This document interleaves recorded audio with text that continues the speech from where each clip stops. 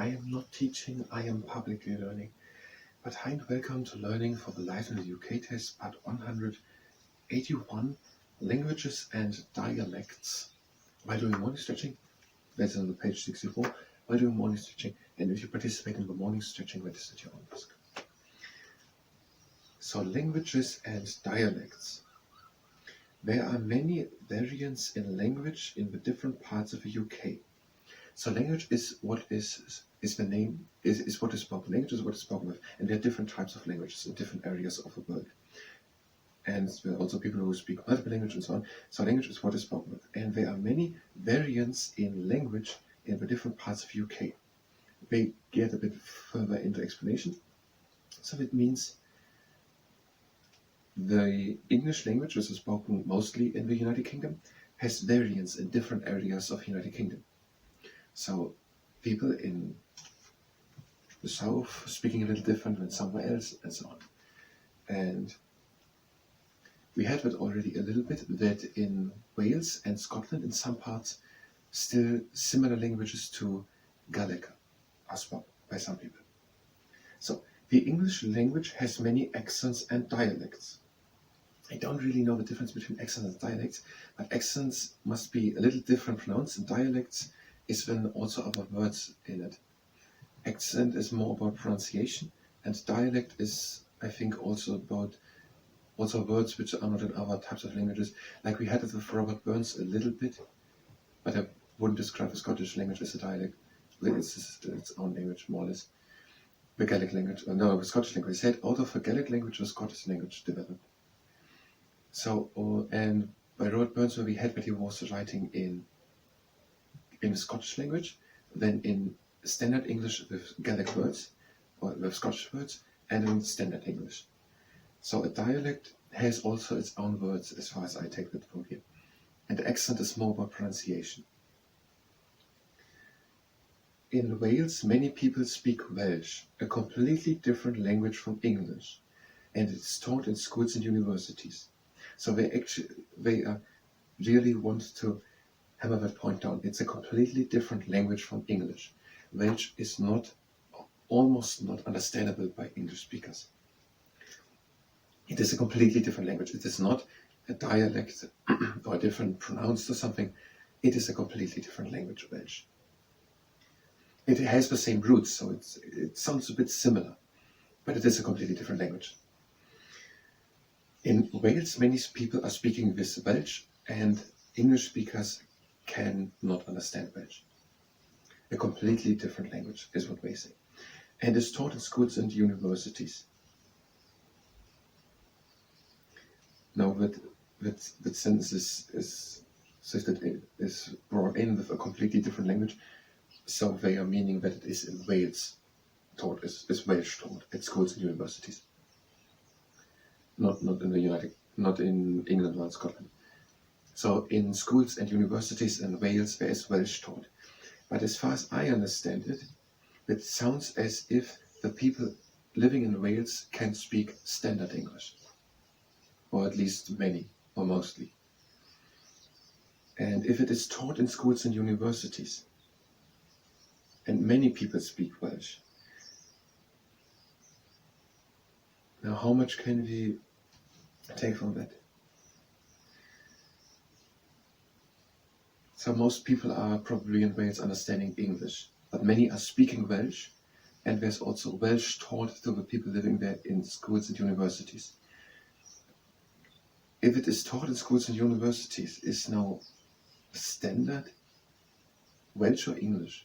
Because if everyone would just speak Welsh, or most people, or many people, then it wouldn't be necessary to teach it in schools and universities, because the way it is expressed here is not that it is spoken in schools and universities, but that the people are intentionally learning in schools and universities Welsh.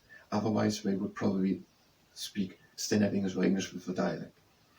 But we have to say, many people are speaking Welsh, so that the children do not just learn in school as a second language or something, Welsh, but that their parents are probably, many of them, also speaking Welsh.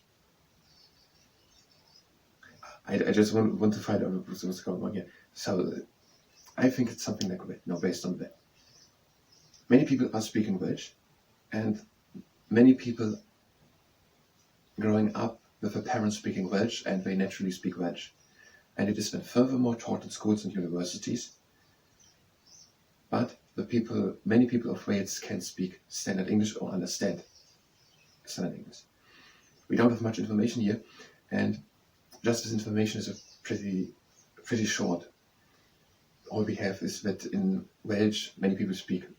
In Wales, many people speak Welsh, and it is taught in universities and schools. It's a pretty little. It's about the language. It's about what people are doing every day. We need a little bit more than just a little bit. In Scotland, Gaelic, again a different language, is. So we're now saying Gaelic in Scotland, not just Scottish languages, but they now are referring, because previously they said, I'm pretty sure, just Gaelic. They said they made it that way, but it sounded as if Gaelic was not spoken. It was John Bakur who wrote. In Scotland, many people continued, that is past, continued to speak Gaelic. And the Scots language also developed. So that the first thing, it sounds pretty much as if the Scots language is a different one from Gaelic. In Scotland, many people continue to speak Gaelic. Now it is possible that there are two. The Gaelic language and the Scots language. And that many people are today still speaking Gaelic, but that there are also many people in Scotland who are speaking the Scots language. Is that the official name, Scots language?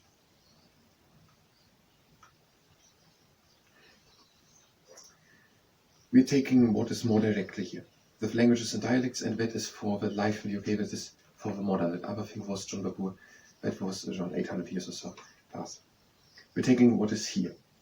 In Scotland, Gaelic is spoken in some parts of the Highlands and Islands. And in Northern Ireland, some people speak Irish Gaelic. So Gaelic is again a different language, as I was saying, a different language. So in Wales, there are many people speaking Welsh, which is a completely different language, and also Gaelic, spoken in the Highlands, in some parts of Highlands, and the islands is Gaelic. So that must be here the islands and the Highlands. We never were taught where they are, but there must be somewhere here or something like that. Maybe we will say us at another place where they are. And so in some parts of Scotland, Gaelic. And Gaelic is again a different language. Now, because that is pretty dry, I'm going to make again a little bit more, make it a little bit more lively, and make the assumption and say many people on the Highlands and on the islands are speaking Gaelic, which is a completely different language. It has the same roots, but it's not understandable, more or less not understandable for only standard English speakers. And in most parts of Scotland, there is the Scotch language spoken. So in these parts, in Edinburgh that we had also cities, Glasgow and then Aberdeen and Dundee. And say that in the most part of Scotland, there's the Scotch language spoken, which is understandable by most standard English speakers.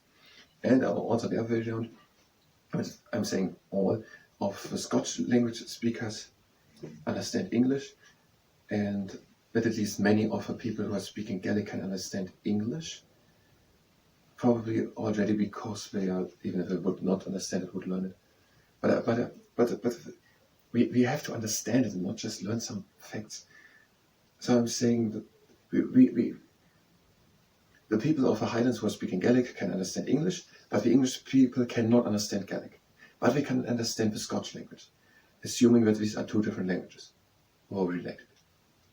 And in Northern Ireland, some people are speaking Irish Gaelic. So it seems to be similar to Gaelic, but then a bit more different, and I'm assuming again that is not understandable by standard English speakers. Because that is for the life in the UK. We have to know. We are not telling us just for nothing. We are telling this so that we know if we are living in England and are going to Wales, that we maybe encounter people speaking Welsh and that we will not understand them. And if we're speaking standard English and going to the Highlands or to the Isles, and where people are speaking Gaelic in Scotland, we maybe not understand them. And this is what we want to tell us. We don't want to tell us just a fact. So we want to be able to understand it. And now we're going to do just morning stretching and nothing else. So if you're here for population growth in the United Kingdom, yes, population growth in the United Kingdom, then you can go just to the next part. If you participate in the morning stretching, it's at your own risk. Then we're extending wide apart, and the breathing in, we're doing the trunk igniter. We're breathing in and going down. And we're breathing out. And again in. And out. Again in. And out.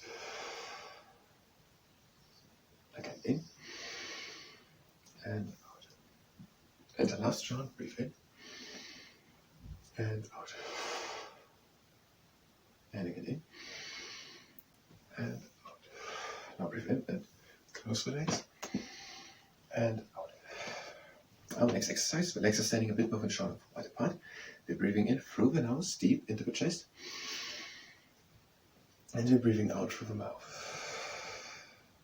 And this way of breathing, how we're doing all this. So breathe in through the nose, deep into the chest, and open the rib cage. And breathe again out slowly through the mouth. And again in. And out back into the middle. And again in. And out over to the other side. And breathe again in and open the rib cage.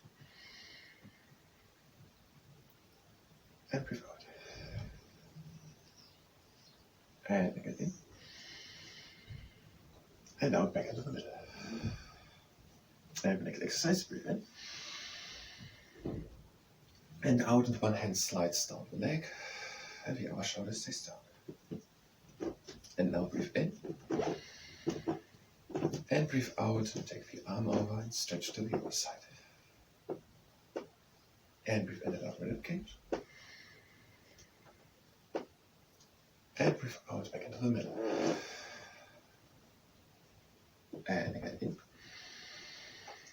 And out, and the other hand slides down the leg. The opposing shoulder stays down.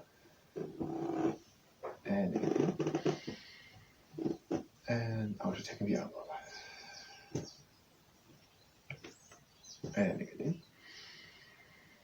And over the cage. And out. And again in. And out, back into the middle. And just time for one last exercise. We have an aeronautic aerobatic aeroplane. We having the feet sitting together, breathing in and lifting the arms up. And we're breathing out and bringing one hand down. Breathe in and reach to both directions.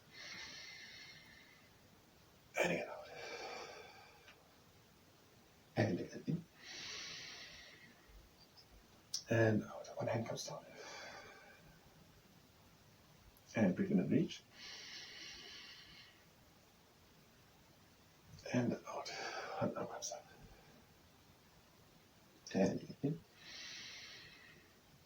And out. And now cycle. One hand comes down. Breathe in and reach. And out. The hand again up. Breathe in. And out. One hand comes down. Breathe in and reach.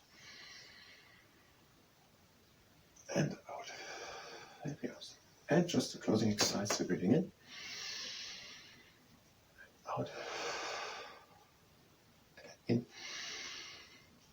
Out. In. Out.